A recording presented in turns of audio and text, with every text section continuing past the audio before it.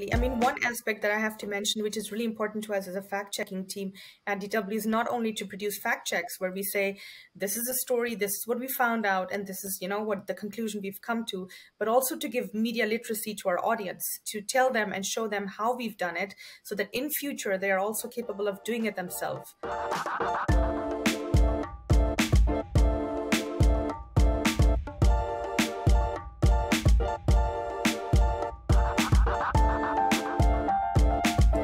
Welcome to Needle Stack, the podcast for professional online research. I'm Jeff Phillips, tech industry veteran and curious to a fault.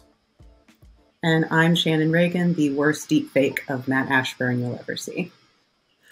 You might notice Matt's away this week, so I'm joined by Shannon, one of our producers here at Needle Stack, as we continue our focus on fact-checking and debunking. To do that, we have a very special guest on our show today. We have Rachel Begg, and she's a social media journalist and trainer at Deutsche Welle, or DW for short. So my understanding, Rachel, is you're responsible for researching and verifying user-generated content and eyewitness reports, and then training others in those practices. So welcome to the show. Thank you. Thank you for having me. Maybe we start right there, Rachel, that you wear a couple of different hats at DW. Could you tell us a little bit how your role as a journalist and a social media trainer intersect? Yeah, so basically we experienced in our field of journalism, especially when it came to news, that most of the content that we found when breaking news was happening, when there were terrorist attacks, but also natural disasters which were happening, be it a flood or an earthquake, that the first images that we would find would be on social media. But of course, what we also found with time was that if you find something on social media, it's not always true. And so we found out that once we have to look for those images and those videos online on social media, we also need to be equipped on how to find out if they're right or not. So if they're faked, for example, if they're manipulated. And so that's where we started training ourselves, and we said, okay, we need to focus more on that field of verifying content that we find online. And what we found was that we were one of the early ones to jump on that trend of fact-checking and verification. But soon we also got requests from other news outlets, from media companies, not only in Germany, but also in different continents, requesting us to give trainings. And as DW is not only there to produce media content, but also has an academy, which is there to train journalists around the world, I was very quickly engaged in both jobs to be a journalist who does verification work, but also to be a media trainer who teaches other journalists how to verify content that they find online. Mm-hmm. Yeah, I feel like that is really growing in popularity, that it's sort of an outsourcing and expansion of the fact-checking practice, which is great to see from news organizations. One of your fact-checking articles that I saw from earlier this year, I think it was in July, that was actually DW sort of investigating itself. For our listeners, this story was around a purported news article using DW branding about a Ukrainian migrant committing rather heinous crimes in Germany. But per your investigation, you proved that this was false and, essentially entirely made up.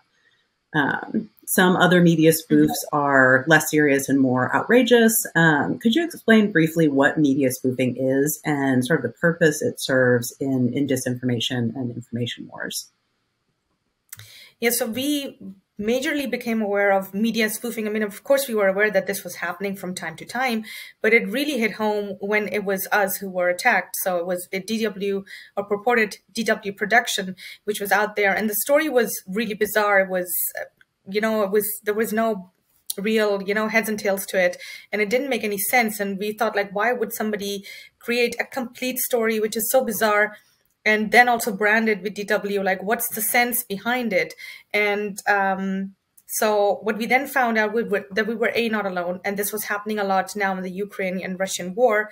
And what we found out was that it was actually not being done to discredit us, but to use our good name and to spread disinformation, so that people who were following news outlets which they thought were trustworthy, those were spreading then information which was in the context of Russian propaganda, to say, like, you know, if BBC is saying this, or if the CNN is saying this, or if Deutsche Welle is saying this, then it must be true. Because it's not just our local channels which are reporting this, but also people who are outside of Russia who are saying that, yes, it's the Russians who are being attacked.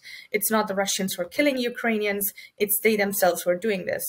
So that kind of disinformation or media spoofing has been around for some time, but we've seen a major increase now in the Russia-Ukraine war, and we've seen big, major players being attacked with, you know, people copying their templates, copying their corporate designs, and then just putting bizarre stories out there like the ones which we had, which attacked DW basically, but also really also stories which are really influencing the mindset of people, like the one with BBC where it was said that in Kramatorsk it was not the Russians who attacked the Ukrainians, but the Ukrainians bombed their own people. And so there we see that it's not only playing with the minds of people living abroad, but also people living there locally who are going to be affected by these kinds of news. Mm-hmm. Yeah, the length to which they would go, like in the kind of commitment to the brand. Like some of them were talking about like entirely faked like broadcast studios, and you know, it's not just, you know, a fake website or something like that, or a screenshot even. Like there are fake news programs and news studios out there. It's just crazy. Mm-hmm.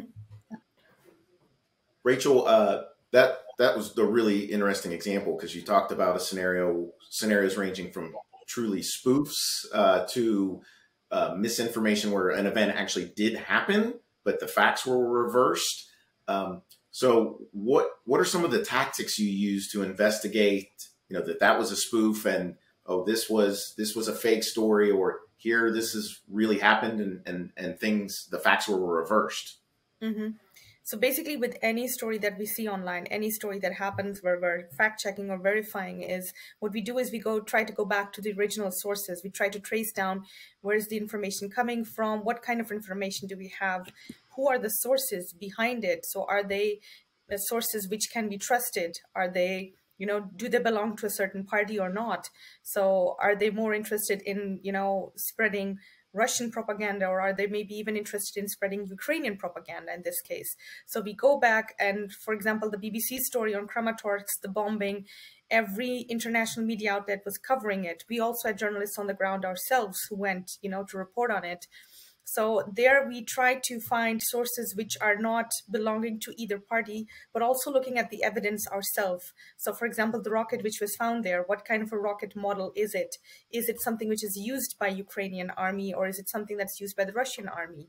When did the attack happen? From which side did the rockets come, for example? All of that information is something that we piece together. So it's like detective work. You have like all these different things that you need to look into, and then you piece it together, and you are the one who then says, okay, this makes sense, or this does not make sense. So is it side A or is it side B? Just putting all the things into context. So that's where we come in. We take all the evidence we can find and we try to put it together, and then give our resume and say like, okay, most probably or 100% we can say this happened or that happened, just looking at the evidence and looking at the facts. But there, it's like, as I said, it's really important to just come to look at the sources and to find credible sources. And if that's not possible, that's where we also sometimes then have to say we cannot verify the story. Yeah. Yeah, it seems like, fact checking is very much journalism 101, and that you can't, take one source as true, and that, it needs to go off of the platform, investigate the source itself. But, is this story also, are there search results for it? Are there actual web pages for it? Are there police reports, about these incidents? Yeah, it's interesting to think about the universe that this has to fit into. It feels like, too, that the kind of nature of fact-checking, the nature of disinformation as well, is very regionally specific. And the training program that you mentioned has kind of regional response that you train essentially journalists all over the world. Could you talk a little bit about, how you kind of pick where you do these training programs or what you're responding to in those situations? Mm-hmm. So basically, what we do, like DW is split into two parts. Basically, there's a news organization which is there to create news reports, videos, and so on and so forth, and where journalists work. But then we also have the part which is called the academy, where we're responsible for giving trainings to journalists in different parts of the world. And of course, mostly that's going to be regions where there's no independent media, or where media isn't as free as we experience it in the Western world. So countries like Myanmar, which have experienced a putsch, or for example, where authoritarian regimes are there, where media is not as free to report, but also journalists do not get as much training as you would get it here in Western countries. So that's mostly the part of the academy itself, that it chooses different regions it wants to focus on. Also, if regions have, for example, improved a lot when it comes to ranking of journalism, how free journalism is in that area, they also might decide to not focus on that anymore in the future, or go back to a certain region if it's gotten worse again. So we then, as journalists working at DW, we also get the chance to go out as trainers. Also, we get trainers from outside of DW, so it's not just DW staff that is going and training people, but mostly we're there to spread the newest techniques that we've learned, to give that as a toolkit to journalists who are on the ground, but also to enable them to train other journalists in their countries. So we don't just give them a training so that they improve their work, but also enable them to become trainers in their own country, and to, spread this information further and train other colleagues in their branches. Yeah, wonderful. By the way, that's awesome that DW does that. I can't imagine in some of these countries, with the governments and how they disrupt things, how you can figure out what's real. I guess what I'm saying, Rachel, is it's hard enough for me as an individual. I at this point am questioning everything I read from day-to-day basis, and I love that you, as a journalist, that you all are taking this so serious and training people around the world to help us just get to the facts. So that's amazing.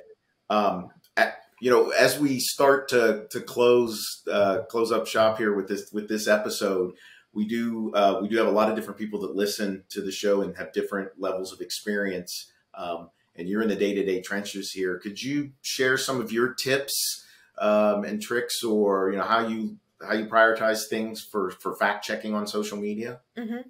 So I think there are three things that I always recommend to people if they ask me, like, three things that you can tell us what we should always keep in mind when we're seeing something. Number one, I always say, like, most of the manipulation happens actually with images.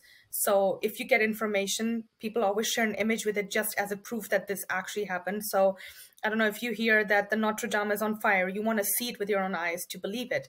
So that's, where picture comes in as evidence. And that's why it's really it's really interesting for people to manipulate images and to send them along with that. And so my first tip is always take that image and put it into any reverse image search tool that you know. So be it Google image search, or be it TinEye or Yandex. Put it in there and find out if it was used before. And if you find out that it was actually used before, find out what context. So is the Amazon on fire picture you're seeing actually from the Amazon, or is it a rainforest in some other country? Or is it, for example, if the koala you're seeing that's lying on the street, is that actually in Australia, or is it a manipulated image where no koala was actually there on the street? So all those things which you see, sometimes, when you see an image and you're like, this is too good to be true, mostly it is. So, trust your gut feeling on that one and check with a reverse image tool. So images, I think, is my top priority, I would say. Yeah, my tip number two would be to look at the source more closely. So if somebody's sending you something, find out who's behind this and why are they interested in you wanting to know this information. So COVID vaccines, if people are sending disinformation about that the COVID vaccines might be, deadly, they might make you infertile, or they might, attack the immune system of your kids. Find out who's behind this. Why would they send this kind of information? Are they actually scientists or doctors? Or are these people who are just, there to spread disinformation, who are generally against the pharma industry, for example? So always look at the source. Who's behind it? Where is this coming from? Especially ahead of elections, we found out that there are a lot of bots and a lot of trolls are out there, especially like 3 to 6 months right before elections. These accounts come out of nowhere and they're mushrooming on all social media platforms just to spread disinformation. So always trust your gut feeling. If you see an account which is relatively new and it's spreading a lot of information in a short time period, probably it's not spreading good information, because it takes time to, verify and put information out there. So that's tip number 2. Yeah. And the last tip I would say is go back to being a kid again and look at the details. So sometimes we say, like, if you want to find out where a certain image was taken or where a certain video was recorded, then go back and look at those details and become a child again. So what we do is, for example, in our team, we say, find 20 details to a picture which can tell you something about that picture. So even if you think there's nothing in it, once you turn it into a game, everyone will start looking for 20 details just to complete that list. And that's where you then have your points, which you can go into and check all of those 20 points, and be it small things like that grain of sand looks like a different color, or that shadow looks as if it's incomplete. So the small things, go into those details and check them. But turning it into game and being a kid again, that's what really gets you motivated when when you think like, I've come to a dead end, I don't know any further. So that's my 3 tips to always check when you see something online or on social media.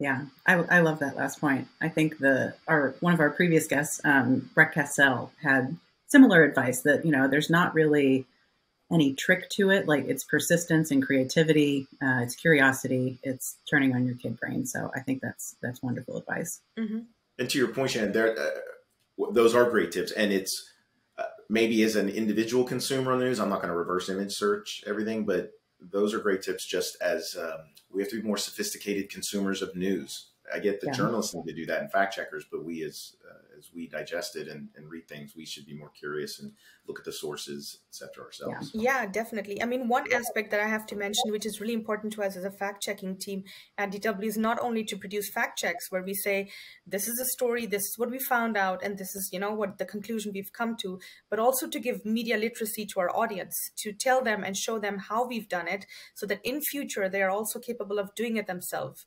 So, to enable them to be fact checkers themselves, even if it's on small steps, but to show like, this is a tool we used here and this is the tool we used here. So you can do all of this basically yourself and check what we've done, but also we're enabling you to do this on yourself in the future as well. So that media literacy aspect is also something that's really important to us, that we always try to incorporate it in our fact checks, that we try to enable the users to do this on their own as well, be it young people or old people. We try to explain it in really simple terms so that everyone can follow. That's really great to hear. And we have an election coming up soon, as you mentioned. That's often when some of all this stuff starts to get created. So perfect timing. Again, thank you for your work individually and passion in this space, as well as to your organization and what they're doing around the world. And on behalf of all of our listeners, I want to thank Rachel Begg.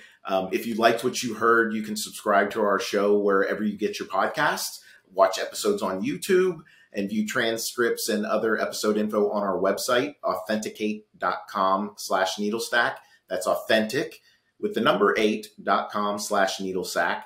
And be sure to follow us on Needlestack Pod on Twitter. We'll be back next week. More on fact checking and debunking. We'll see you then.